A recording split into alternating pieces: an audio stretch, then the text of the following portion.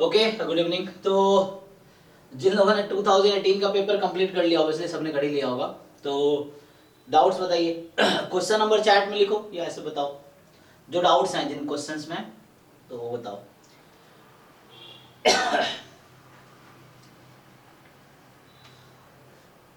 तो हमने last class में ना, ये एक क्लास में डिस्कस हो गया था। लास्ट क्लास में 2018 का एक एक क्वेश्चन हमने उसके अप्रोच डिस्कस किए थे कि हाउ टू सॉल्व, है ना, अप्रोच क्या होगा। अभी अगर आपने सॉल्व कर लिए होंगे तो फिर डाउट है ना, पूछो। तो जिन लोग हैं ना, जैसे अल्टरनेटिवली जैसे आज डिस्कस भी कर रहे थे अभी जिस मीटिंग में, तो क्या करना है आपको, रिवीजन, पीवाईक्यू, मॉक टेस्ट, है ना। मॉक टेस्ट 2 to 5 फिक्स कर लो, डेली एक मॉक टेस्ट दो, खत्म नहीं होगा। तुम टेस्ट देते रहो, टेस्ट अपलोड होता रहेगा, तो टेस्ट तुम डेली एक एक मॉक टेस्ट दोगे, टेस्ट कभी खत्म नहीं होगा, ठीक है ना। तो you attempt 1 test every day, ऐसा है। और बाकी 6 to 7 डाउट क्लास चल ही रहा है, इसमें एक दिन पीवाईक्यू, एक दिन मॉक टेस्ट, और ठीक है। तो अभी जैम का हो जाएगा, मैं गेट का भी करा दूंगा इस बैच में। जो गेट के वो क्वेश्चंस जो जैम सिलेबस के हैं ना, तो वो भी हम लोग डिस्कस कर सकते हैं। और उधर गेट का तो चल ही रहा है, तो वो भी तुम लोग, रिकॉर्डिंग तो फुल प्लेलिस्ट में है ऑलरेडी। रिकॉर्डिंग का जो मतलब बैच 6 जो हमारा है गेट पीवाई को डिस्कशन है, उसमें जैम के बाहर के भी सिलेबस हैं, तो आप वो वीडियो भी कवर कर सकते हैं करना चाहो तो। या बेटर है वीडियोस ज़्यादा मत देखो, बेटर है पहले सॉल्व करो, और जो डाउट्स है वहां के वो वीडियोस देखो कि उसमें जैसे जो ईयर मैंने क्वेश्चंस करा दिए, जो लोग लेट है, जो लेट है उन लोगों की बात कर रहा हूँ, जिनका भी सिलेबस ही कंप्लीट नहीं हुआ है, तो है ना, पीवाई क्यू अटेम्प्ट तब करो जब सिलेबस पता हो। तो पूरा सिलेबस एक बार कर लो, फिर पीवाई क्यूज और मॉक टेस्ट एक साथ करते रहो सिलेबस कंप्लीट करने के बाद, है ना। और रिपीटेडली सॉल्व करना, ही नहीं एक बार सॉल्व कर लिया हो गया, ऐसा नहीं है। You have to solve repeatedly, और है ना, एक बार पेपर कर, दूसरा स्टार्ट, सेकंड स्लॉट, थर्ड, ऐसे करके रिपीटेडली आप ऐसे सॉल्व करो, ताकि भूल ना पाए। मतलब साइकिल में सॉल्व होता रहेगा तो भूलोगे नहीं। चलिए, हाँ टाइम सेट करके करना है पूरा पेपर सॉल्व।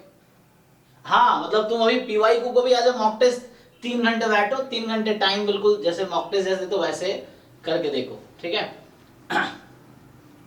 बाद में अभी जो टेस्ट अपलोड होगा 50 टेस्ट नॉन पीवाईक्यू वाला ना, उसके बाद तुम्हें ये पीवाईक्यू भी सॉफ्टवेयर पे मिलेगा कभी, अभी आगे जाके। तो तुम सॉफ्टवेयर जो टेस्ट होंगे, ये टेस्ट भी सॉफ्टवेयर, जैसे फुल लेंथ टेस्ट अपलोड हो रहा है ना, तो उस फुल लेंथ टेस्ट में 50 तो नॉन पीवाईक्यू होंगे, बोला 60-70 टेस्ट अपलोड होंगे, तो उस बीच में आपको कुछ पीवाईक्यूज भी मिलेंगे, मतलब एग्जैक्टली सेम पेपर रहेगा। जैसे मान लो एग्जांपल है 2018 का ही पेपर पूरा पूरा मिलेगा, कहीं चेंज नहीं होगा, सेम पेपर, ताकि आप ये चेक कर सको कि उस टाइम फ्रेम में आप कितना कर पा रहे हो, है ना, ये चेक करने के लिए। और एटलीस्ट पीवाईक्यूज वाले पेपर जो तुम 4 बार कर चुके हो पहले, और अगर टेस्ट में आ जाए वो पेपर, फुल लेंथ टेस्ट में, है ना, बीच में आ जाएगा, तो उसमें आपके कम से कम 90 से प्लस मार्क्स आने चाहिए, है ना। उसमें तो 90 से कम नहीं आने चाहिए ना। चलो नहीं देखा हुआ जो क्वेश्चन है तो वहां समझ आता है कि सोचना पड़ रहा है ना, उस तरह से कुछ है। लेकिन जो पीवाईक्यूज के अगर सेम 2023 का पेपर अगर दे दिया, और जो पहले अगर बच्चा कर चुका है, तो उसके 90 प्लस तो मार्क्स आने चाहिए एटलीस्ट उस पेपर में, है ना, इस तरह से है। और आएगा ही, जो सिंसियर बच्चा उनको तो आएगा, सिलेबस एक बार कर लिए फिर वही है, just repeatedly solve PYQ and mock test, ठीक है। चलिए तो स्टार्ट करते हैं। 2 3 ओके, 2 3 3 4, अच्छा 34 है, 3 4 नहीं, 2 3 13 14 34, ओके, 1 by 1। तो 1 to 10 में जो होगा बताना सीधा, है ना। तो पहले तो 2 3 है, ओके। तो हमने इसका 2 किसके डाउट है, 2 हो गया ना, मैंने कर लिया, मुझे ये हिंट था, तो हम लोग जानते हैं, हाँ, क्योंकि जो हमारे पास है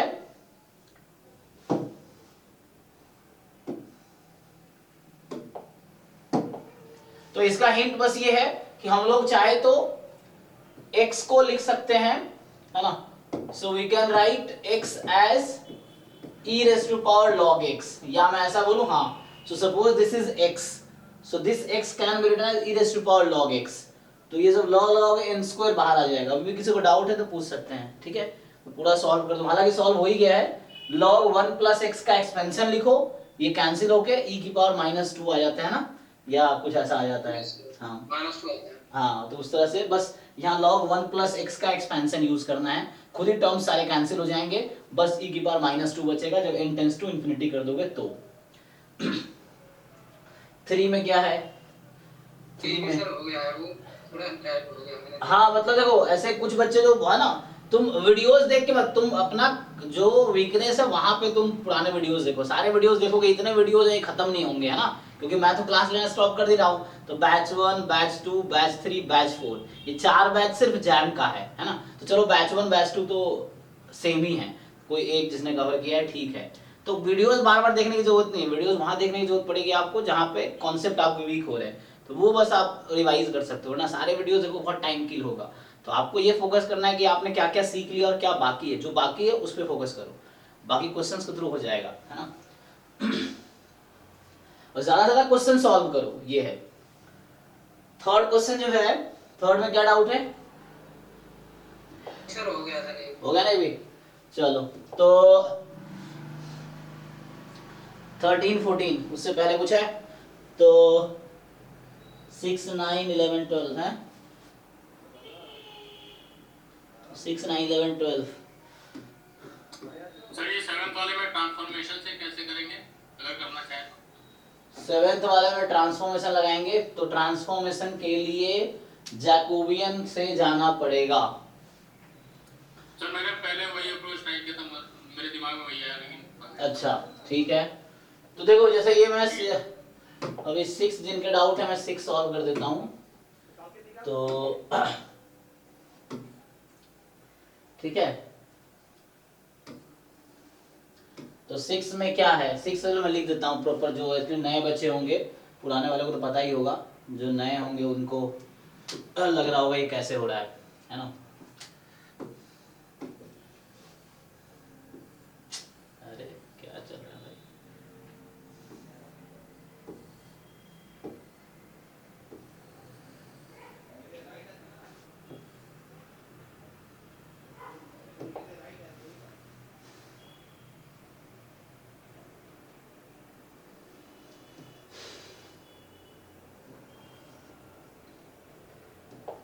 देखिए तो यहाँ पे क्या है कि मैं ये लास्ट टाइम बोला था, इसका जो फॉर्मूला होगा CDF at 0 minus CDF at 0 minus, ये इसका फॉर्मूला होगा पहला टर्म, प्लस दूसरा term CDF at 1/5 minus CDF at 1/5, ऊपर माइनस लगाने का मतलब है लेफ्ट हैंड लिमिट, एंड आगे x बराबर 2 ऐसे ही होगा, CDF at 2 minus CDF at 2 minus, ठीक है। तो ये यूज कर रहे हैं, आगे प्लस, तो जो आगे प्लस है उसको आप देखेंगे तो प्लस, अब ये x more than equal to 1 है, तो इसको आप 1 माइनस भी पहले कर सकते हैं, और 1 माइनस करेंगे तो 1 minus probability x strictly less than 1, तो जो कि 1 माइनस हो जाएगा, मतलब 1 minus CDF of x at left hand limit of 1। अब ये एक फंक्शन है आपका, ये कैलकुलस का एक फंक्शन है। अब इस फंक्शन में, जस्ट इस फंक्शन में ये वैल्यूज निकालनी है आपको, तो ये बेसिक हम लोग 11 12 में पढ़ते हैं कि कोई फंक्शन दे रखा है तो फंक्शन पे पॉइंट की वैल्यू क्या होगी।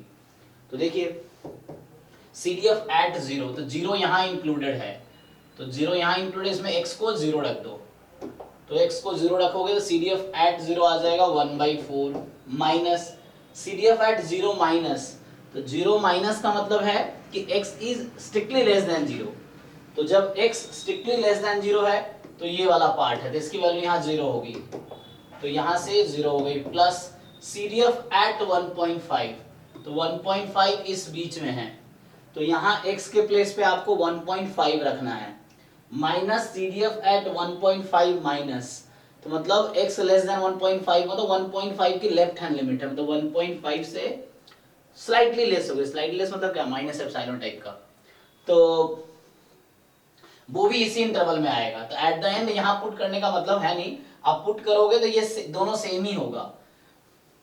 ये दोनों डिफरेंट क्यों आया, क्योंकि तो इसमें सर डिस्क्रीट पार्ट भी, हाँ तो यहाँ पे डिसकंटिन्यूअस है, हाँ ये समझ लो कि जिस पॉइंट पे ये फंक्शन डिसकंटिन्यूअस है उस पॉइंट पे प्रोबेबिलिटी आएगी, जंप आएगी, जो कि मास होगा। और चूंकि 1.5 पे ये फंक्शन कॉन्टिन्यूअस है तो कोई मास नहीं होगा, है ना। ये है मतलब जो भी निकालोगे एट द एंड ये दोनों मिलके, ये दोनों, ये आया, ये दोनों मिलके 0 हो जाएंगे। तो मैं लिख नहीं रहा हूं, अगर आप लिखोगे भी तो x के प्लेस पे रखो 1.5 माइनस सेम थिंग लिखो और x के प्लेस पे फिर से 1.5। ये ऊपर माइनस क्यों लगाते हैं, ये जस्ट ये डिसाइड करने के लिए कि मुझे जो फंक्शन पार्ट में डिफाइंड है तो उसमें कौन सा पार्ट चूज करना है, इस तरह से। तो मुझे इनमें से चूज कौन सा करना है, इसलिए माइनस लगा के।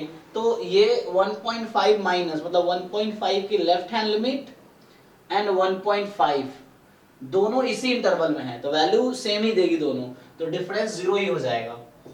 2 देखो, अब 2 इक्वलिटी यहां लगा हुआ है, ठीक है, और 2 का लेफ्ट हैंड लिमिट यहां पे है, क्योंकि जब भी 2 से स्लाइटली लेस करोगे तो वो इस इंटरवल में आ जाएगी, और एग्जैक्टली 2 यहां पे है, तो इसलिए यहां डिफर करेगा। तो CDF एट 2 तो ये 1 है, माइनस CDF एट 2 माइनस, तो 2 माइनस का मतलब है लेफ्ट हैंड लिमिट 2 की यहां पे लाई करती है, तो ये फंक्शन यूज करेंगे बट x के प्लेस पे 2 ही रखेंगे, क्योंकि लिमिट का मतलब होता है उसकी अप्रोक्सीमेट वैल्यू निकालना एट दैट पॉइंट, तो हमें पुट करना है 2 ही, तो यहाँ 2 पुट करेंगे तो ये बनेगा 1.1, है ना। पुट कर लो डायरेक्टली जाओ तो 1/4, 4 to the 8 minus 4, 4/8, so 4/8 है ना। हाँ 1/4 प्लस 1/2 कितना 3/4, सो ये 3/4 आ गया, plus 1 minus CDF at 1 minus, तो अगेन यू सिलेक्ट 1 माइनस किस इंटरवल में है, तो 1 माइनस आपका इसी इंटरवल में होगा, तो यहाँ x को 1 रख देना है, तो 1 रख देंगे तो 4 माइनस 1 3/8, 1/4 प्लस 3/8 5/8, तो 5/8। अब ये वैल्यूज आ गई है ना, अब आपको इसको पुट करने हैं, तो पेयर वाइज है ना, तो सिंप्लीफाई कर लो पूरा, तो 1/4 1 माइनस 3/4 1/4 1 माइनस 5/8 3/8, तो 2 प्लस 2 प्लस 3 7/8, चेक कर लो, तो ये C आएगा। किसी को डाउट है तो बताओ। चलो तो ये 6 क्वेश्चन था जिसका भी डाउट था। 7th में क्या है, अगर डिस्ट्रीब्यूशन निकालोगे काफी टाइम लगेगा, है ना। ये 1 मार्क्स का क्वेश्चन है, तो 1 मार्क्स में है, चूंकि आइडेंटिकली डिस्ट्रीब्यूटेड मैंने ये बताया था लास्ट टाइम ना कि x1 अपॉन सम, x2 अपॉन सम, x3 अपॉन सम, इन तीनों का फिर इसको ब्रेक करेंगे ना तो उससे आ जाएगा। अगर आप डिस्ट्रीब्यूशन निकालने की कोशिश करोगे तो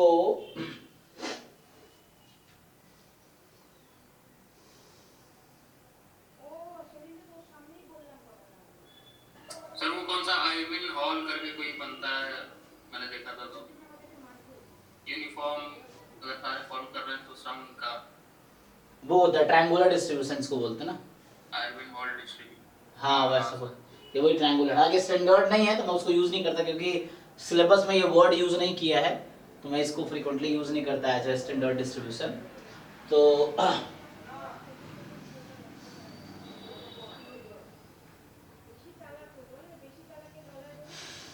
तो कैसे फाइंड करोगे, अगर हम ये देखें हमारे पास था एक्सपोनेंशियल है x1, तो x1 upon x1 plus x2 वो यूनिफॉर्म 0 1 होता है, आईडी एक्सपोनेंशियल है, तो यहाँ तो यूनिफॉर्म है, तो रेशियो का डायरेक्ट डिस्ट्रीब्यूशन निकालना है ना मुश्किल होगा। मान लो तुम ले लो कि तो तुम्हें वो करना पड़ेगा कि मान लो ये जैसे W है, अब एक नया रैंडम वेरिएबल Z लेना पड़ेगा, फिर अगर उस तरीके ट्राई करोगे तो यहाँ तुम्हें Z और W का पहले जॉइंट निकालना पड़ेगा, और उसके बाद फिर W का डिस्ट्रीब्यूशन निकालना पड़ेगा जैकोबी वाले तरीके से, फिर मार्जिन है ना वो W का आ जाएगा, फिर उससे आएगा, लेकिन लेंदी होगा। तो यहाँ बस कहना ये चाह रहा है क्योंकि IID है, ठीक है, तो ध्यान रखो आगे से कि ये अप्रोच है ना लेंदी अप्रोच है, तो इजी अप्रोच क्या है कि जब IID हो तो सिंपली यहाँ पे है ना x1 प्लस x2, अगर x3 होता तो 1 हो जाता, लेकिन x3 नहीं है तो कोई बात नहीं। तो यहाँ पे क्या है कि इसको 3 पार्ट में ब्रेक करना है, जैसे समझ आया ना कैसे, उस तरह से कैसे मैंने किया था लास्ट क्लास में। Yes sir yes sir. हाँ तो वो थ्री पार्ट में करके वो 3 टाइम्स लेकर के हाँ तो ये होता क्या है, x1 upon x1 plus 2 आया तो 1/3 2 लेंगे तो 2/3 इसका एक्सपेक्टेशन जो है 1 है। तो इसको जब खोलेंगे first term upon denominator, second term upon denominator, third term upon denominator, 3 term बनेंगे, तीनों का मीन इक्वल होगा क्योंकि आईआईडी है। तो 3 time ex1 upon x1 plus x2 plus x3, तो उससे इसको ब्रेक करेंगे तो एक का 1/3 प्लस 1/3 तो ये 2/3 आ जाएगा। तो उससे आ जाएगा, ये इजी वे है, नहीं तो उससे टाइम टेकिंग हो जाएगा। बाकी वैसा कोई डायरेक्ट थ्योरम तो है नहीं ऐसा कि, है ना,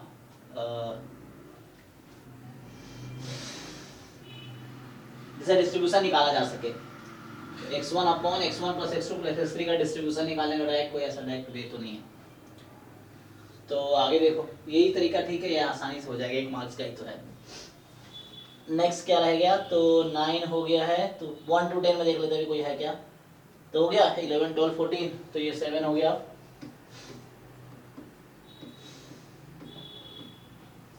इलेवन, अच्छा तो 11th में क्या है,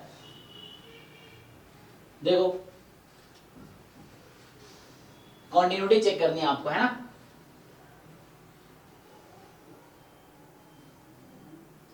तो क्या जानते हो आप ग्रेटेस्ट इंटीजर फंक्शन के बारे में, कि ये फंक्शन की कॉन्टिन्यूटी कब फुलफिल होती है, sine pi x is discontinuous if, ऐसा कब होगा,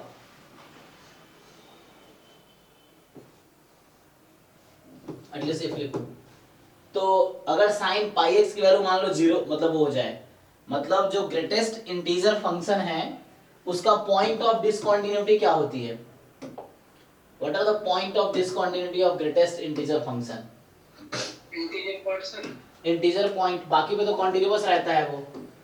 यस सर।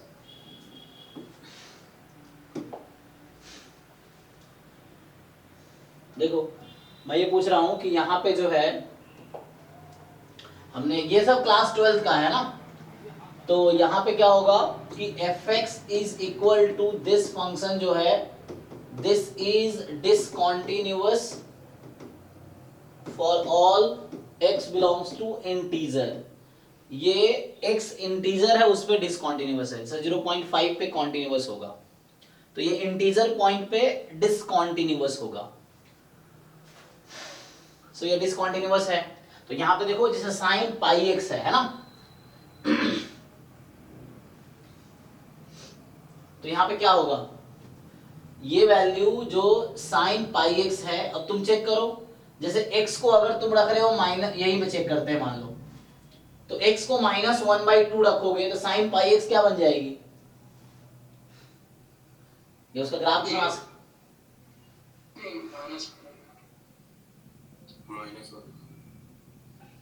तो -1 बनेगी। तो राइट हैंड लिमिट और लेफ्ट हैंड लिमिट लेके चेक करना पड़ेगा ना आपको, कि वैल्यू राइट हैंड लिमिट और लेफ्ट हैंड लिमिट पे क्या होगी।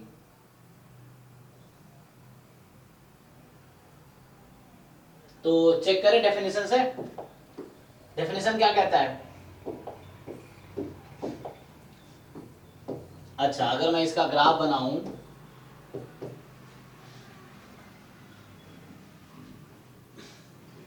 मॉड में दिक्कत है नहीं कॉन्टिन्यूअस का, तो x, मैं साइन पाई एक्स का ग्राफ बनाता हूं जस्ट। तो साइन पाई एक्स में क्या है कि 0, फिर मान लो 1/2, 1, 3/2, -1/2, -1, ओके। तो देखो जब x, मैं अभी ग्राफ किसे बना रहा हूं, साइन पाई एक्स का मैं ग्राफ बना रहा हूं, साइन पाई एक्स का, देखो यहां ध्यान से। तो साइन पाई एक्स में क्या होगा, जब 0 रखोगे तो साइन 0 0 होता है, जब 1/2 रखोगे तो साइन पाई/2, साइन पाई/2 1 होता है, तो ये ऐसा होगा। और साइन 1 मतलब साइन पाई, तो ये आपका वापस यहाँ आ जाएगा, फिर ये होता है, आगे अगर जाओगे तो यहाँ पे ये 2 पे ऐसा हो जाएगा, एंड ऐसे ही यहाँ पे है। तो जब -1/2 रखोगे साइन क्या होता है, -पाई/2, साइन -1, तो ये ऐसा होगा, फिर ऐसा हो जाएगा, ठीक है ना। और आगे जाके तो ये मैं जस्ट ग्राफ बना रहा हूँ, है ना। तो ये तुम्हारा यहाँ पे -1 है ना।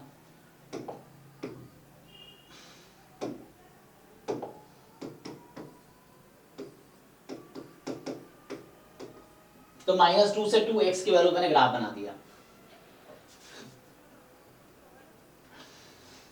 अब चेक करो, ध्यान दो, देखो मैं बस अभी इसकी देखो मैं क्या चेक कर रहा हूं कि ये ग्राफ है gx is equal to sine pi x का, ठीक है। अब क्या होगा, ध्यान दो, मैं ये बोलना चाह रहा हूं तुम्हें कि जब मैं हाफ पे राइट हैंड लिमिट लूंगा इस पे, अगर अभी किसी पॉइंट बात करें, पहले ऑप्शन से स्टार्ट करते हैं, 1 0 माइनस हाफ। तो चेक करो माइनस हाफ, देखो यहाँ पे तो माइनस हाफ पे एग्जैक्टली क्या वैल्यू है,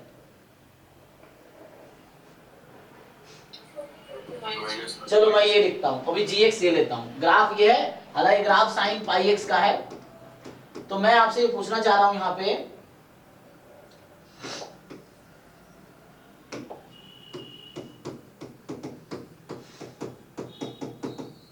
जरा समझो, g एट माइनस हाफ कितना आएगा, ये फंक्शन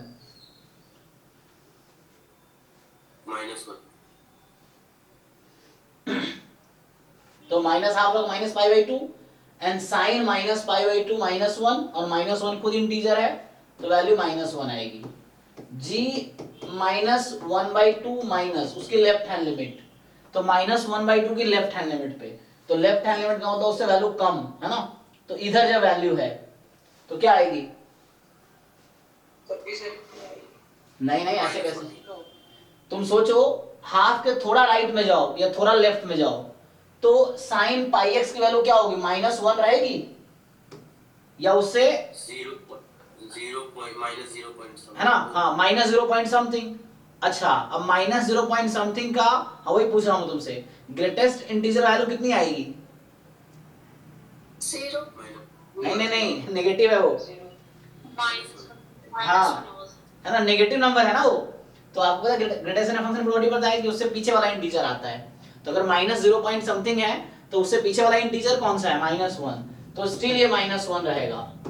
और g ऑफ -1/2 प्लस, तो मतलब अगर x की वैल्यू -1/2 थोड़ा आगे भी चली जाए तो फंक्शन की वैल्यू क्या हो रही है, साइन पाई x की वैल्यू क्या हो रही है, -1 थोड़ी ज्यादा आएगी, ज्यादा मतलब -0.99, फिर उस पे ग्रेटेस्ट वैल्यू फंक्शन लगाओगे तो कितनी आ जाएगी, स्टिल -1।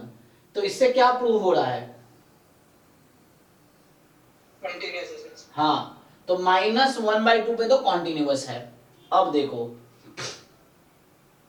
सेम प्रोसेस 1/2 पे करके देखते हैं, है ना, 1/2 यहां भी है यहां भी है, तो 1/2 पे करते हैं, देखो सो g ऑफ 1/2 कितना होगा,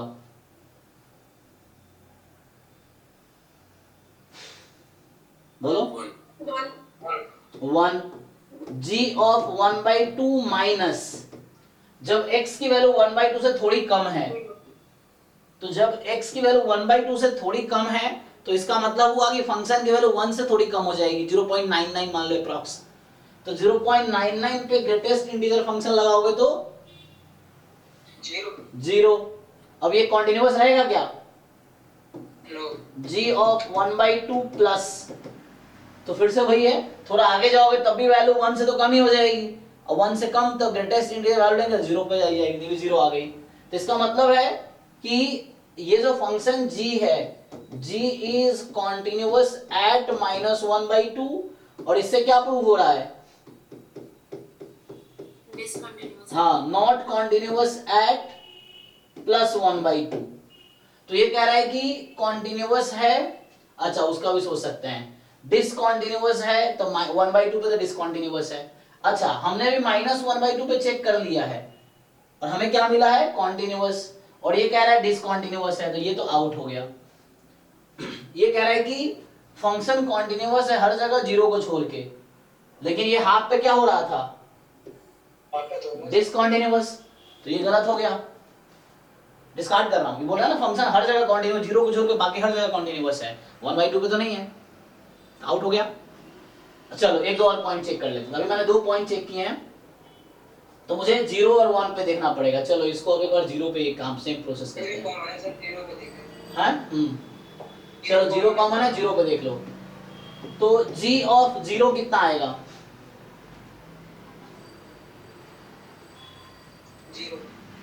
तो g of 0 0, g of 0 minus, जब 0 से थोड़े कम वैल्यू है तो फंक्शन की value sin pi x minus हो जाएगी -0.01 मान लो। तो ग्रेटेस्ट फंक्शन लेंगे तो उससे पिछला इंटीजर -1, तो ये -1 आ गई। g ऑफ 0 प्लस, तो है ना, जब x की वैल्यू 0 से थोड़ी ज्यादा है तो हमारा फंक्शन पॉजिटिव 0.01 अप्रॉक्स मान लो, इंटीजर वाले लोग 0 आ जाएगी। तो इसका मतलब 0 पे तो नॉट कॉन्टिन्यूअस है, नॉट कॉन्टिन्यूअस एट 0। ये क्या कह रहा है? कॉन्टिन्यूअस कह रहा है, 0 पे गलत कह रहा है। अच्छा, तो हमने हाफ पे चेक किया डिसकंटिन्यूअस था, यस। 0 पे चेक किया डिसकंटिन्यूअस था, यस। -1 पे देखेंगे तो वैसे ही होगा। -1 क्या होगा, एक बार पॉजिटिव हो जाएगी तो 0 आ जाएगी, एक बार नेगेटिव हो जाएगी तो -1 आ जाएगी, तो मतलब वो डिसकंटिन्यूअस रहेगा -1। अब देखो हुआ क्या, यहाँ पे मैंने सिर्फ इसको क्यों चेक किया, क्योंकि x² is a continuous function on R, mod x is a continuous function on R। तो इस फंक्शन जो ये fx दे रखा है ना, इसमें जो प्रॉब्लम क्रिएट कर सकता है वो सिर्फ यही वाला फंक्शन है, greatest integer function of sin pi x, वही प्रॉब्लम क्रिएट करेगा। बाकी इसके अलावा जो कोई भी टर्म्स हैं, all terms are continuous on real number, तो उसकी कोई प्रॉब्लम नहीं होगी, because sum of two continuous function is continuous, product of two continuous function is continuous, difference of two continuous function is continuous, ratio of two continuous function is continuous unless denominator is 0। तो इस तरीके से तो ठीक है ये, तो ये आपका क्वेश्चन नंबर 11 हो गया। सर लेकिन यहाँ पे अगर x से ज्यादा फंक्शन हो गया, लाइक यहाँ पे सिर्फ sin पाई x था और x² mod x को हम बोल रहे कंटीन्यूअस रहते हैं, yes yes, sin pi x के अलावा और कोई अलग होगा तो हम उस टाइम डिसाइड कैसे करेंगे कि कौन सा फंक्शन लेके चेक करना पड़ेगा? ओके। अच्छा, मतलब यहाँ पे आप कह रहे हो sin पाई x का ग्रेटेस्ट फंक्शन के बजाय क्या होता, x mod x, just x mod x। नहीं सर, मैं बोल रहा एक्चुअली अगर यहाँ पे सिर्फ sin पाई x था, अगर 2-3 अलग फंक्शन रहेंगे उधर, लाइक या एक्सपोनेंशियल वाले टर्म रहेगी, लॉग वाले टर्म रहेगी, तो उनमें से डिसाइड कैसे करेंगे कि कौन सा हमको चेक करना है सबसे पहले? हाँ ताकि हमारा आंसर जल्दी आ पाए। यस यस, तो you have to identify those term which can create problem in continuity। yes exactly। हाँ yes rest part are continuous, so there is no problem with x², x² is always continuous, so just we have to identify the term which will create discontinuity। Sir 0 plus पे 0 कैसे आया? 1 आना चाहिए ना। 0 plus पे 0 कैसे आया? देखिए 0 प्लस x की वैल्यू 0 से थोड़ी ज्यादा है, तो मतलब मान लीजिए 0.1, तो sin पाई x की वैल्यू क्या होगी? 0 से थोड़ी ज्यादा, हाँ 0 पॉइंट समथिंग आएगी, 0 पॉइंट समथिंग आएगी, उस पे आप ग्रेटेस्ट इंटीजर फंक्शन लगाइए तो 1 आएगा। अरे ग्रेटेस्ट इंटीजर फंक्शन की प्रॉपर्टी क्या होती है, उससे पीछे वाला इंटीजर आता है आंसर। हाँ सर, उल्टा, सॉरी। हाँ, नेगेटिव में देखो होता क्या है ना, जैसे हम यहाँ पे ले रहे हैं नंबर, तो इसका आंसर इधर वाला आता है, उसे छोटा इंटीजर वो होता है ना, ये है। आपको ग्रेटेस्ट इंटीजर फंक्शन का मतलब है largest integer less than x, ये है।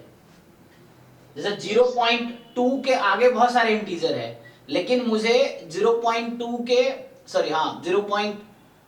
क्या greatest integer less than x ना, तो 0.2 के पीछे बहुत सारे इंटीजर्स हैं, लेकिन उनमें से मुझे ग्रेटेस्ट चुनना है।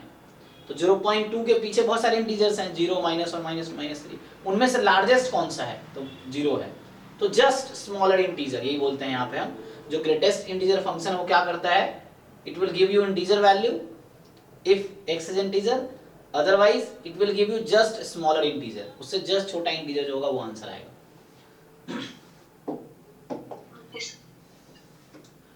चलिए नेक्स्ट क्वेश्चन जो है आपका 11 हो गया ना, अब कौन सा है? 12 हो गया, करना है।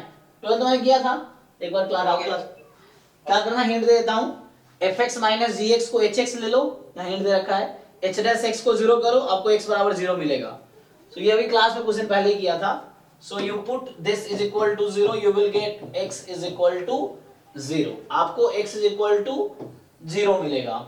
और जब x इज इक्वल टू 0 मिलेगा, एक ही क्रिटिकल पॉइंट आएगी और ग्राफ रफली इसका जो होगा, है ना, ये बनाया था मैं लास्ट टाइम, तो ये ऐसा आएगा। 0 पे चेक करो फंक्शन की वैल्यू क्या है, तो when you find h at 0 you will get negative, तो h at 0 नेगेटिव आएगा, तो मतलब ये वैल्यू ऐसी आएगी। और चूंकि ये क्वाड्रेटिक फंक्शन होगा, डिफरेंस लो आप, क्वाड्रेटिक है ये, तो ये इस तरह का शेप, जब x इंफिनिटी है तो इंफिनिटी माइनस इंफिनिटी, और ये कंटीन्यूअस है तो it will have two solution. यहाँ क्या होता है, exactly two value of x, d आता है। ठीक है, ये सॉल्व करूं, अभी कुछ दिन पहले डाउट क्लास में भी आया था ये। You differentiate and put it 0, रफली ग्राफ बनाओ, चेक करो क्रिटिकल पॉइंट क्या है, क्रिटिकल पॉइंट में फंक्शन की वैल्यू क्या है, फिर फंक्शन क्या है ना, कहाँ पे इंक्रीजिंग है कहाँ डिक्रीजिंग है, प्लस इंफिनिटी माइनस इंफिनिटी में नेचर क्या है, तो उससे रफली ग्राफ का आइडिया मिल जाएगा। और ग्राफ देख के आपको पता चल जाएगा कितने सॉल्यूशन है। 12 के बाद कौन सा, 14? 14 में क्या है, एग्जांपल ले लो, मैंने कहा था ना, एक आइडेंटिटी मैट्रिक्स ले लो, इसमें क्या दिक्कत है, इसने कहा m x y z है, तो m तुम ले लो। हाँ 13 में डाउट है ये, ठीक है, ओके ओके, हाँ तो अच्छा ऊपर देखा नहीं, 13 14 ओके। सो 13 जो है,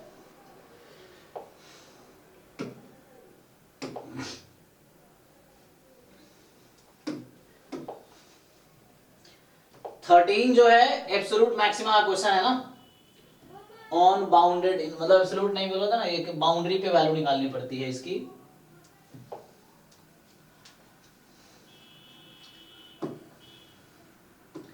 देखो फंक्शन का डोमेन क्या है, जैसे आप लोग जब सिंगल वेरिएबल फंक्शन होता है, ऐसा दिया होता है कि 2 2 4 2 r है, तो ये वैसे ही फंक्शन है 2 वेरिएबल का, ये तो सिंगल वेरिएबल में है। तो हम इसमें क्या करते हैं, क्रिटिकल पॉइंट निकालते हैं, critical point and end point including all, we see the point at which function attains highest value is the point of global maxima, है ना, या उसी को absolute maxima बोलते हैं। and the point, है ना, including critical point and end point, the point which attain least value is the point of global minima या absolute minima। तो वही यहाँ पे करना है, क्योंकि यहाँ पे डोमेन आपका ये फंक्शन है, सो डोमेन रीजन है मतलब, तो डोमेन का ग्राफ बना के देख लो, जो आपका डोमेन है ना इस फंक्शन का, ये फंक्शन का डोमेन है ना, h फंक्शन d से r में है, तो डोमेन d है और इसका कोडोमेन रियल नंबर है, तो domain is d, what is domain of this function, so domain जो है x less than equal to y है, x लेस देन y, तो ये 1 0 है, तो ये x मोर देन y होता है, x लेस देन y कौन सा रीजन, ये वाला रीजन, ठीक है। तो ये जो लेफ्ट हाफ प्लेन है आपका, दिस इज योर डोमेन, मतलब इस फंक्शन में जो भी आप एक्स वाई चूज करोगे ना, वो y is equal to x की जो लाइन थी, अभी ये जो लाइन है y is equal to x, इसके अपर हाफ वाला ही होगा, इसके लोअर हाफ का पॉइंट आप नहीं ले सकते, because they are not in domain, है ना। डोमेन होता है कि द वैल्यू ऑफ मतलब x वन वेरिएबल में and two variable the value of x y जो पॉसिबल है, तो यहाँ पे पॉसिबल है अपर हाफ प्लेन वाला। तो आप क्या करो, पहले तो ऐसे यूजुअली ट्राई करो आप, तो h फंक्शन है ये दे रखा है, तो आप hx निकालोगे, so you will gate 4 time x minus 2 cube, hy निकालोगे 4 time y minus cube, put it 0, तो यहाँ से x इज इक्वल टू 2 आया, y इज इक्वल टू 1 आया। मेरा क्वेश्चन ये है कि ये जो पॉइंट 2,1 आया, क्या ये डोमेन में बिलोंग कर रहा है, यस और नो? नो। तो इसका मतलब है इट इज, इसको हम इग्नोर करेंगे, है ना, हम हमारा जो point of maxima, point of minima जो होगा, that must be the in the domain, चाहे वो, यही कॉन्सेप्ट में एमएलई में लगाता हूँ, जिन लोगों को याद आ रहा होगा, इसलिए बोलता हूँ हमेशा थीटा मेरा पैरामीटर स्पेस में होना चाहिए, वहां भी यही करते हैं कि पैरामीटर स्पेस जो है वो डोमेन है लाइक्लीहुड फंक्शन का, तो जो भी एमएलई आएगा वो लाइक्लीहुड फंक्शन से ही आना चाहिए। तो जब किसी केस में जब आपका थीटा की वैल्यू ऐसी आ जाती है जो लाइक्लीहुड फंक्शन में है, मतलब थीटा की ऐसी वैल्यू आती है जो पैरामीटर स्पेस में है ही नहीं, तो वो एमएलई हो ही नहीं सकती। क्यों? क्योंकि एमएलई पॉइंट ऑफ मैक्सिमा है, जैसे यहाँ पे हो रहा है कि ये क्रिटिकल पॉइंट है लेकिन ये डोमेन में ही नहीं है, तो ये पॉइंट ऑफ मैक्सिमा हो ही नहीं सकता, तो इसको हम इग्नोर करेंगे। तो कहां से आएगा अब क्रिटिकल पॉइंट? तो बाउंड्री पॉइंट आएंगे। बाउंड्री पॉइंट क्या है? तो ये 2 डायमेंशनल डोमेन है, तो बाउंड्री पॉइंट ये है x बराबर y, ये इसका बाउंड्री है क्योंकि वो तो अनबाउंडेड है ऊपर से, तो ये लोअर बाउंड इसका, ये y is equal to x is the boundary point. तो बाउंड्री पॉइंट पे फंक्शन की वैल्यू निकालेंगे, तो बाउंड्री पॉइंट है आपका x is equal to y, so है ना, तो ये बिलोंग नहीं कर रहा है, तो x is equal to y रख दो इसमें अब। So now this function is hx is x minus 2 की पावर 4 एंड x माइनस 1 की पावर 4। तो मेरा अब ये फंक्शन है, ये फंक्शन कहाँ निकाल रहा हूँ? बाउंड्री पे। फंक्शन की वैल्यू निकालते हैं बाउंड्री पे, so we are finding the value of function at the boundary. क्योंकि इसमें से और कोई क्रिटिकल पॉइंट आएगा ही नहीं, तो मुझे बाउंड्री पे देखना है कैसे कोई क्रिटिकल पॉइंट है क्या बाउंड्री पे, तो उसके लिए अब इसको मैक्सिमाइज करो। So now we have to maximise this function. So हमारे पास अब hxy था, वो hxx है, hxx है जिसको मैं सिर्फ hx लिख रहा हूं, तो यहां से आप h डैश x निकालिए, तो आ जाएगा 4 time x minus 2 whole cube and plus 4 time x minus 1 whole cube. अब आपके पास क्या है यहाँ पे, इसको पुट करना है 0 के इक्वल। अच्छा, इससे पहले आप h डबल डैश निकाल लो, तो डबल डैश क्योंकि मैं 2 डेरिवेटिव टेस्ट लगाऊंगा, मतलब सेकेंड डेरिवेटिव टेस्ट, तो यहाँ पे 12x minus 2 square and 12x minus 1 square. अब आप क्या करते हो, जैसे ये सिंगल वेरिएबल फंक्शन है, हमने h डैश x निकाला, अब h डैश x निकाला, अब इसको हम इक्वल टू 0 करते हैं क्रिटिकल पॉइंट निकालने के लिए। तो अब आप क्या करोगे, सो इस फंक्शन से हम h डैश x को 0 पुट करेंगे, तो जब h डैश x को 0 पुट करेंगे तो क्या होगी यहाँ से, अब इसको 0, यहाँ से h डैश x ये आया हुआ है, इसको 0 पुट करते हैं, 4 time x minus 2 whole cube equal to minus 4 time x minus 1 whole cube, 4 4 काट दो, तो x minus 2 whole cube is equal to minus x minus 1, इस पूरे का भी होल क्यूब मैं लिख सकता हूँ, कोई दिक्कत नहीं है, हाँ, क्योंकि माइनस 1 का क्यूब तो माइनस 1 ही होता है, और x क्यूब एक्चुअली क्या है, स्ट्रिक्टली इंक्रीजिंग फंक्शन है, ठीक है ना, yes, x cube is a strictly increasing function on R। तो आप, या मैं ऐसा बोलूं कि x cube is a 1 1 function, तो जो 1 1 फंक्शन होता है उसमें हम पावर इजीली कैंसिल कर सकते हैं, है ना, ये काम x स्क्वायर में नहीं करते हैं, x स्क्वायर को कब देखा है 2 2 काटते हैं, उससे रूट लॉस होता है, क्यों नहीं काटते हैं, क्योंकि x स्क्वायर 1 1 फंक्शन नहीं है, तो जो 1 1 फंक्शन है वहां वैसे पावर हटा नहीं सकते क्योंकि वहां पे रूट लॉस होगा आपका। ये क्या है, x क्यूब एक 1 1 फंक्शन है, सीधा सीधा काट सकते हो, कोई दिक्कत नहीं है। तो x minus 2 is equal to minus x plus 1, इधर आ जाएगा 2x बराबर 3, तो यहां से आपके पास x की वैल्यू आ गई 3/2, 3/2, y बराबर x ही लिया था मैंने, तो ये भी 3/2 आ गई, तो मेरे पास एक क्रिटिकल पॉइंट मिला 3/2, 3/2। So this is the critical point in the domain. Domain में है ये, यस, क्योंकि डोमेन में इक्वलिटी भी था ना, x इज लेस देन और इक्वल टू y, तो या तो x लेस देन y हो या x इक्वल टू y हो, तो x इक्वल टू y के लिए this is the feasible, this is the critical point. अब एक ही क्रिटिकल पॉइंट मिला है और यहां से आपको दिख रहा है कि जो भी क्रिटिकल पॉइंट आएगा ये वैल्यू पॉजिटिव ही रहेगी, तो डबल डेरिवेटिव पॉजिटिव है, इसका मतलब हमें क्या मिलेगा, मिनिमा मिलेगा, मिनिमा ही पूछा है ना, तो इस केस में मिनिमा एग्जिस्ट करेगी, मतलब क्रिटिकल पॉइंट जो भी आएगा वो मिनिमा ही मिलेगा हमें। तो अब बस क्या करना है आपको, ये जो फंक्शन दे रखा है इसमें hxy जो है उसमें x और y दोनों को रखो आप 3/2 और चेक करो फंक्शन की वैल्यू क्या आएगी। So now you have to find h 3/2 3/2। So you find h 3/2, so hx y था ना, सो h 3/2 3/2 ये निकालिए क्या आता है। This is the minimum value of the function. ठीक है जी, देखो कैलकुलेट करके। तो this is the minimum value.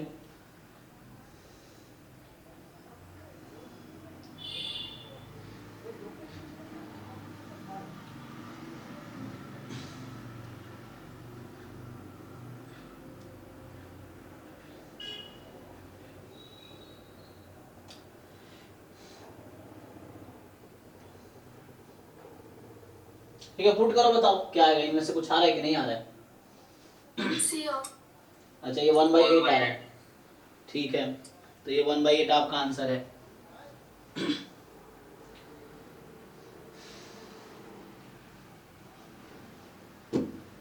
चलिए आगे बढ़ते हैं। तो यहाँ पे क्या हो रहा है कि एक्चुअली क्रिटिकल पॉइंट जो है ना ये बाउंड्री पॉइंट पे मिला है।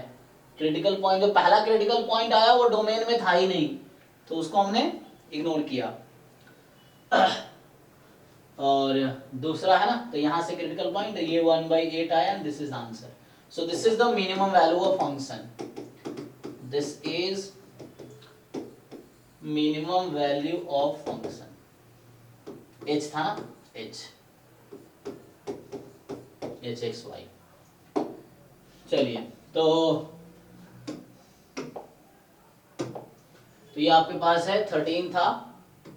14 में क्या है कि एग्जाम्पल लेके हमने किया था, like you take any one example. जैसे मैंने क्या किया था कि इसने कहा ना कि M is an orthogonal matrix, ठीक है।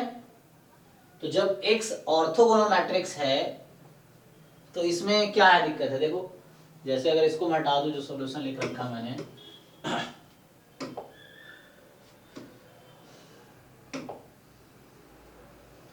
अब एक ऑप्शन है कि हम प्रूव करें, इसको प्रूव भी कर सकते हैं लेकिन प्रूव करने में टाइम जाएगा ना, तो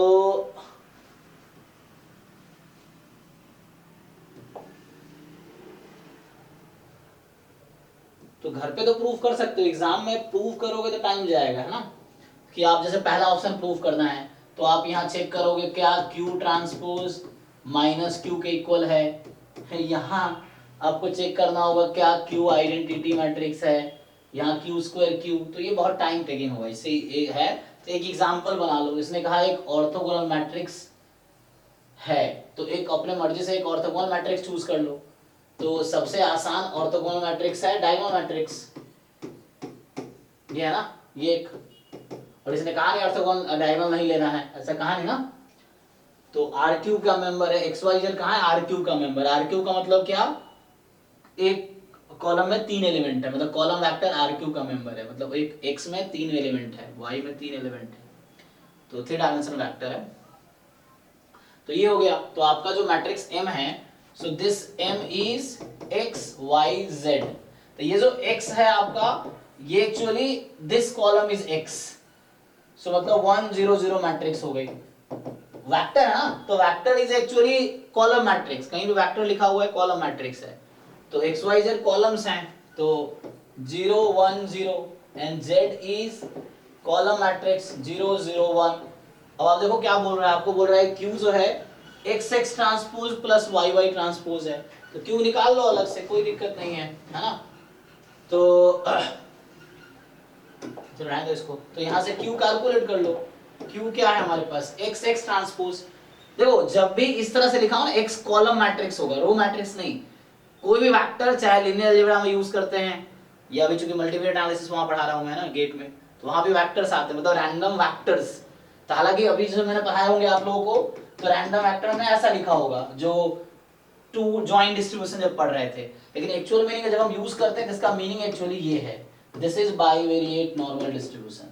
तो वेक्टर जब भी लिखते हैं तो इसका ऐसे लिखते हैं, लेकिन जनरली हम ऐसे लिख देते हैं प्रोबेबिलिटी डिस्ट्रीब्यूशन में। अदरवाइज अगर रैंडम वेक्टर बोल रहा हूं तो this is the random vector, तो कॉलम में होगा हमेशा एलिमेंट्स रैंडम वेक्टर के। तो रैंडम वेक्टर मतलब कॉलम वेक्टर, कोई भी वेक्टर बोलना चाहे लिनियर अलजेब्रा हो या रैंडम वेक्टर हो, तो कॉलम वेक्टर होगा वो, या कॉलम मैट्रिक्स होगी। सो यहाँ से आप x पुट कीजिए, तो x आपका मैट्रिक्स है 1 0 0, इसका ट्रांसपोज लीजिए 1 0 0 प्लस y मैट्रिक्स लिखिए 0 1 0, y का ट्रांसपोज लिखिए 0 1 0। तो ये जो है ना, ये 3 क्रॉस 1 है और ये 1 क्रॉस 3 है, ये 3 क्रॉस 1 है, ये 1 क्रॉस 3 है। अब आप लोगों को मैट्रिक्स मल्टीप्लिकेशन तो आता ही है, तो मैट्रिक्स को मल्टीप्लाई कर दीजिए। तो जब आप मैट्रिक्स को मल्टीप्लाई करेंगे तो क्या होगा, जब आप मैट्रिक्स को मल्टीप्लाई करेंगे तो 1 को 1 से, 1 को 0 से, 1 को 0 से, 0 0 0 0 0 0। सेम हेयर, 0 को 0 0 0 हो जाएगा, 1 करेंगे 0 1 0 0 0 0। इसको ऐड कर लीजिए, तो आपका जो Q निकल के आया वो ये मैट्रिक्स है। ऐड करेंगे आप तो 1 0 0 0 1 0 0 0 1। देखो और इसका ऑल्टरनेटिव सॉल्यूशन हो सकता है और बेटर तरीका हो सकता है, आप सोचोगे तो। अभी मुझे ये समझ आ रहा है, मैंने ऐसे एग्जांपल लेके डिस्कार्ड कर दूंगा। प्रूफ भी कर सकते हैं, कोई प्रॉब्लम नहीं है। चाहो तो मैं जनरल प्रूफ भी लिख के दिखाता हूँ, तब भी हो जाएगा। ठीक है, तो देखिए आप अब सोचो इसके बारे में। अब आप इसके बारे में सिर्फ सोचो, तो ये जो मैट्रिक्स बन के आया है, अच्छा ये गलती से मैंने 1 लिख दिया है ना, यहाँ 0 0 0 0 0 0, तो सम 0 ही होगा। तो पहला बात है कि जो Q निकल के आई है, क्या ये Q मैट्रिक्स आइडेंटिटी मैट्रिक्स आई है क्या? नो, आउट हो गया। क्या ये स्क्यू सिमेट्रिक है? तो स्क्यू सिमेट्रिक होने के लिए diagonal element must be 0। Every skew symmetric matrix has all diagonal elements 0। तो 0 तो है नहीं इसका डायगोनल एलिमेंट, स्क्यू सिमेट्रिक तो है नहीं ये भी आउट हो गया। क्या Q स्क्वायर Q के इक्वल आएगा? और वो Q इक्वल निकाल के देखना पड़ेगा। तो ये Q है, आप फाइंड करके देखिए कि क्या Q का स्क्वायर Q के इक्वल आएगा, तो आप स्क्वायर कीजिए, ये आ जाएगा। तो ये ट्रू हो सकता है, क्योंकि हम एग्जांपल लिए हैं तो हम सोचेंगे ट्रू हो सकता है ना, क्योंकि example will surely say no, है ना, will not surely say yes, क्योंकि यस के लिए प्रूफ होता है। जो हम एकेडमी में पढ़ते हैं, बीएससी में प्रूफ करते हैं, जो बुक्स में प्रूफ लिखे रहते हैं, तो प्रूफ जनरल लिखा रहता है, चाहे आप कोई भी ले लो। हमने तो एक एग्जांपल लिया है ना। तो ये एंट्रेंस अप्रोच होता है कि just you discard options. So now QZ is Z होगा क्या? अब देखो Z क्या था, तुम्हारा Z इसी में से है एक ना, ये है, ये रहा Z है। सो Q है मेरे पास ये वाला, Q है 1 0 0 0 1 0 0 0 0, और Z मैट्रिक्स ये है ना, Z जो है तीसरी कॉलम Z थी, ये कॉलम Y थी, तो तीसरी कॉलम इसकी Z थी ना M की, तो यहाँ रख दो 0 0 1। अब मल्टीप्लाई करके देखते हैं, तो जब मल्टीप्लाई करेंगे फर्स्ट रो को फर्स्ट कॉलम से 0, सेकेंड रो को सेकेंड कॉलम से 0 0। ये बोल रहा है कि QZ Z आएगा क्या? नहीं, Z तो नहीं आया, Z तो मेरा ये था, Z वाज दिस, सो नहीं आया। इसका मतलब क्या है? तो एक ही बचा ट्रू, तो सी ऑप्शन इज ट्रू हो गया। तो ऐसे सॉल्व कर लो। प्रूफ कर दें तो जनरल प्रूफ कर सकते, इसमें ट्रांसपोज लगा दो। मान लो मैं पहला प्रूफ करके दिखाता हूँ इसकी सिमेट्रिक क्यों नहीं है ना, तो हम प्रूफ करके यहाँ पे देख सकते हैं।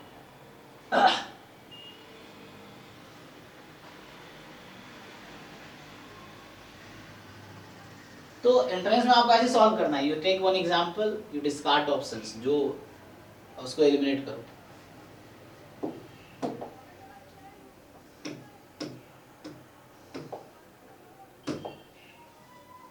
नेक्स्ट, तो 13 14 हो गया।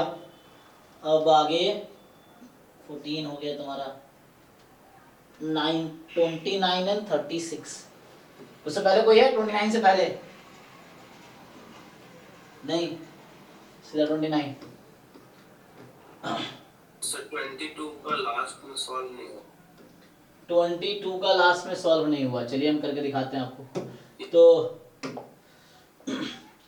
22 कह रहा है कि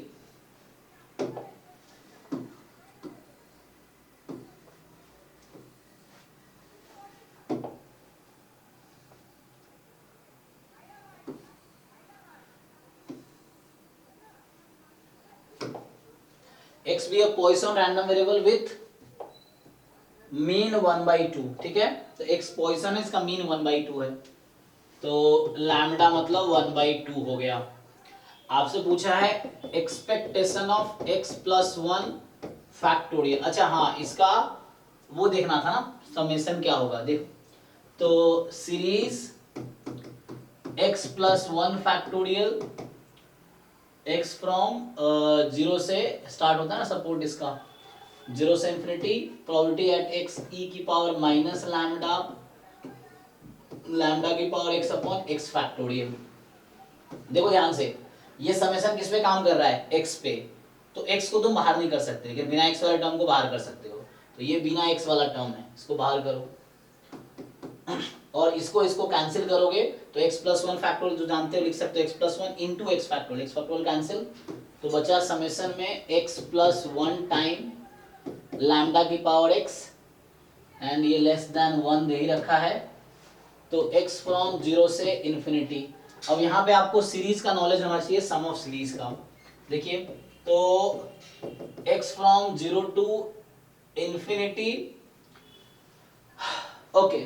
अच्छा ये बताओ, तुम लोगों ने वो पढ़े, इसको अगर खोलूंगा तो क्या बनेगा, छोड़ो डायरेक्टली ओपन कर देता हूँ, इसको ओपन करो जरा, x को 0 रखो, ये डायरेक्ट में तो बन जाएगा 1 माइनस क्या 1/1 माइनस लैम्डा है ना, हाँ yes sir, 1 minus x to the whole power minus. हाँ, इसको देखो खोल दो, ऐसे दिख भी जाएगा। अगर 0 रख दूंगा तो बनेगा ये 1 plus lambda 2 lambda plus 3 lambda square plus 4 lambda cube so on. तो आपको याद रखना पड़ेगा कि ये जो सीरीज है या वो सीरीज है, ये एक्चुअली सम है इसका 1/1 माइनस लैम्डा का, या 1 है ना, जैसे भी याद रखो आप 1 माइनस स्क्वायर का, अच्छा सॉरी स्क्वायर, हाँ, वरना वो कोएफिशिएंट 1 हो जाएगा। अगर ये लिखूंगा मैं तो इसका आता है 1 plus lambda square plus lambda cube and so on, तो यहाँ -2 होगी।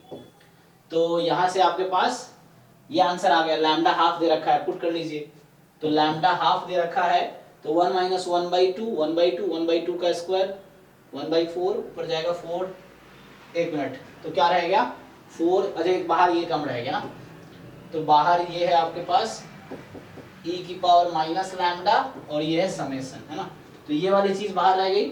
अब क्या है ना, ये आपके पास e की पावर माइनस लैम्डा बाहर है, चलो पुट कर लो वैल्यू, अब देखो क्या आता है, तो लैम्डा को 1/2 रख दो, तो e की पावर -1/2 इंटू 4 आ जाएगी ना, देख लो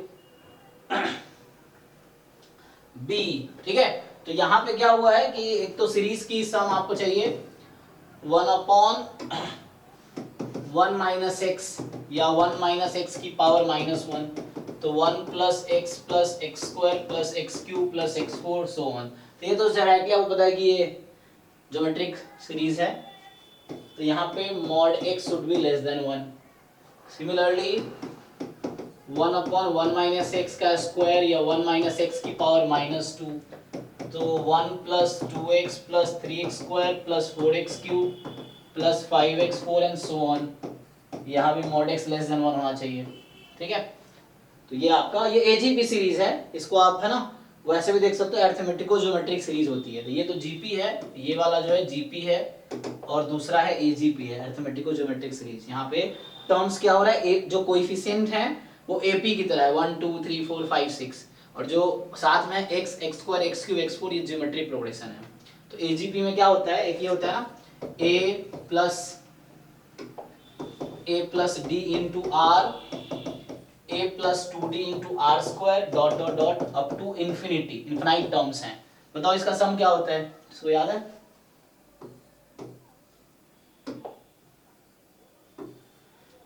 बोलो कोई याद है कि नहीं, a/1 minus r plus I think आता है dr/1 minus r whole square, ये होगा। अगर मैं मान लो d को 0 रख देता हूं तो क्या बनेगी, ये d को 0 रख देंगे तो सीधा बन जाएगा, हाँ, क्योंकि इसी में अगर तुमने d को 0 रख दिया तो क्या बनेगी, ये ar square and so on up to infinity, तो ये जस्ट a/1 माइनस r आएगा, ठीक है। तो ये फॉर्मूला याद रख सकते हो आप। तो यहाँ पे रेस्ट्रिक्शन यहाँ पे भी है कि mod r should be less than 1, mod r should be less than 1, ठीक है। तो ये सब कुछ फॉर्मूले हैं जो आपको याद रखने पड़ेंगे। इसको बोलते हैं इनफाइनाइट टर्म की एजीपी सीरीज है, अरिथमेटिक और ज्योमेट्रिक सीरीज, और ये इनफाइनाइट टर्म की जीपी सीरीज है। ओके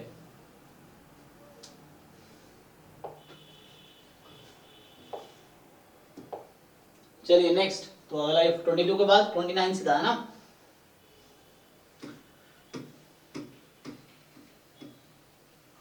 ट्वेंटी नाइन का ये लोग पूछ रहे ऑप्शन ए, नहीं 29 पूरा 36 ओपन है। तो इसमें क्या दिक्कत आ रहा है, इस क्वेश्चन पहले हमने डिस्कस किए। इसमें क्या करते हैं, लाइक्लीहुड रेशियो को चेक करते हैं मोनोटोन है कि नहीं है, मोनोटोनिक लाइक्लीहुड रेशियो मोनोटोनिक है कि नहीं है। देखिए जब टेस्टिंग की प्रॉब्लम कर रहे थे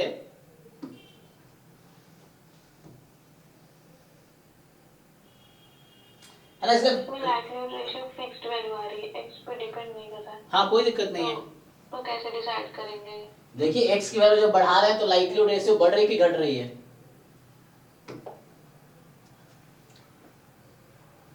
अगर x की वैल्यू जो बढ़ेगी तो लाइक्लीहुड फंक्शन बढ़ेगी घटेगी। देखिए तो मैं अगर बात करूं अंडर h नॉट, तो अंडर h नॉट अगर आप लिखते हैं डिस्ट्रीब्यूशन इसका, है ना, तो मैं ऐसा लिखता हूं, देखिए f of f h not x, मतलब फंक्शन अंडर h नॉट, ठीक है ना। तो फंक्शन अंडर h नॉट, तो क्या बनेगा, अंडर h नॉट थीटा को आप क्या लेंगे 40, तो 40 रखेंगे तो क्या बनेगा आपका ये 1/40, जब x की वैल्यू कहां से कहां तक है 1 2 3 अप टू 40, ठीक है, 0 अदरवाइज। तो हमें सपोर्ट पे देखना होता है। और f अंडर h1, तो अंडर h1 आप अगर चेक करेंगे तो क्या बनेगी distribution under h1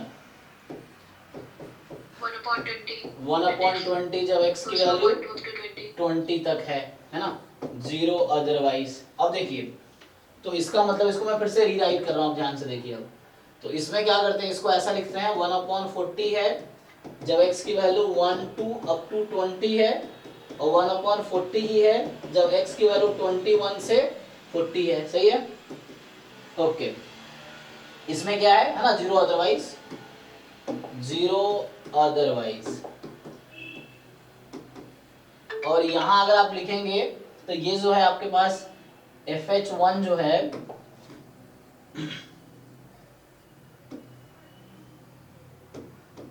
this is equal to 1/20 when x is between 1 to 20, 0 when x is between 21 से 40 and 0 otherwise। तो हमें अदरवाइज से मतलब नहीं, हमें मतलब है सपोर्ट से। तो सपोर्ट इसका क्या है, हमें 1 से 40 तक देखना है। तो आप देखिए इसमें मैं क्या करता हूं FH0 अपॉन FH1, है ना, ये वही चीज, ये आप ऐसे समझिए कि FH0x FH1, है ना, FH1x। तो ये आपके पास क्या होगा, अब आप रेशियो लिखिए इसका। तो जब x 1 to 20 है तो रेशियो क्या होगी, फाइंड द रेशियो, है ना। तो आपके पास ये 1/40 अपॉन 1/20, तो 1/2 है जब x की वैल्यू 1 2 अप टू 20 है, और जब x की वैल्यू 21 से 40 है तो रेशियो कितना है, 0 कैसे है रेशियो, यहाँ पे 21 से 40 लाइन ही कर रहे में क्या है, यहाँ है ना वैल्यू, क्या है वैल्यू की, 0 है ना, तो 1/40 अपॉन 0, अच्छा ये तो इंफिनिटी जी इंफिनिटी हो गई। तो 21 22 40 तक। अब यहाँ 0/0 हो गया तो अदरवाइज में चला गया तो उसको काउंट नहीं करना है क्योंकि वो इनडिटर्मिनेट है। तो अब इसमें देखिए जब आपकी वैल्यू x की इंक्रीज हुई है तो रेशियो में क्या हुआ है, इंक्रीज हुआ डिक्रीज हुआ है, इंक्रीजिंग है ना। जब x की वैल्यू 20 से 21 हो गई तो मतलब 1 से 20 में कांस्टेंट है 1/2 और 21 से 40 में इंफिनिटी है। तो जब x की वैल्यू 1 से 40 तक जब बढ़ी है तो बीच में जब वैल्यू तो फंक्शन की वैल्यू हाफ से इंफिनिटी हो गई, तो मतलब ये है कि दिस, तो इसी को मैं LH0 लिखता हूं, LH0 upon LH1, this is increasing with respect to x। और उस केस में क्या करते हैं हम लोग, क्रिटिकल पॉइंट क्या लेते हैं, सो लेस देन इक्वल जी rejecting H0 if x is less than equal to k, ये आपके पास आ गया।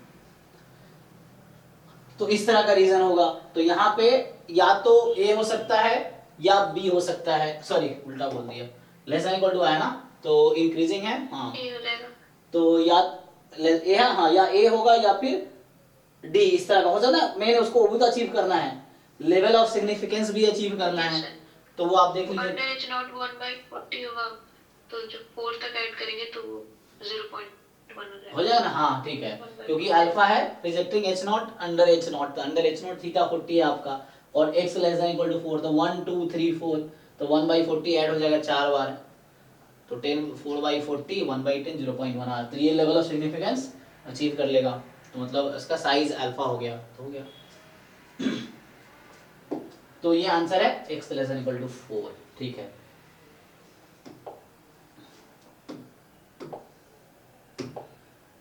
हाँ नेक्स्ट जो है 29 के बाद 36 से पहले किसी का डाउट है तो थोड़ा वाईफाई स्लाइड दिखा दे। हाँ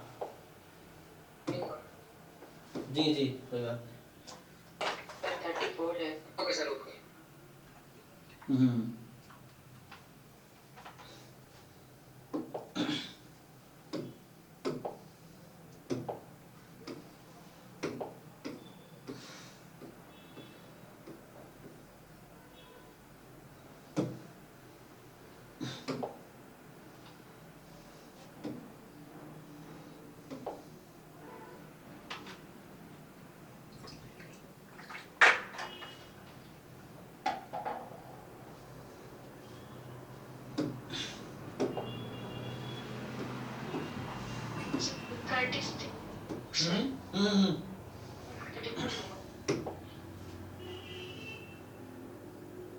चलिए किसी का ये डाउट है, देखिए तो इसमें कह रहा है कि